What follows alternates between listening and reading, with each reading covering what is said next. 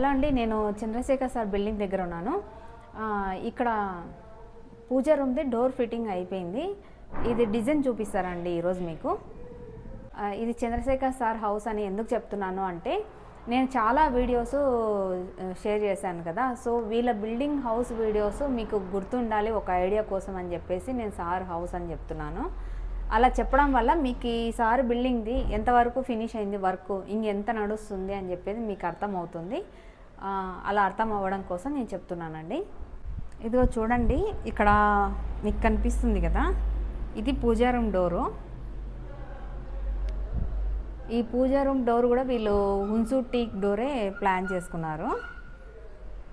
ఇక్కడ మధ్యలో సెంటర్లో మీకు అంతా ఓపెన్ కనిపిస్తుంది చూడండి. ఇక్కడ అంతా గ్లాస్ వస్తుంది, గ్లాస్ ఫిట్టింగ్. ఇప్పుడు ప్రస్తుతానికైతే డోర్ ఒకటి ఫిట్ చేశారు. ఇంకా సైడ్కి బీడింగ్ కూడా ఇచ్చారు. ఇక్కడ సైడ్ది బీడింగ్ చూడండి. మామూలుగా అయితే నార్మల్గా బీడింగ్కి మనము ఇది యూస్ చేస్తాం కదా, ఇది వద్దని చెప్పేసి వీళ్ళు కొద్దిగా పట్టీ అనేది కొంచెం పెద్దగా ఇచ్చారు చూడండి. బీడింగ్ వచ్చేసి వీళ్ళు సైజ్ వచ్చేసి 2x2.5 ఇంచ్ ఇచ్చారండి.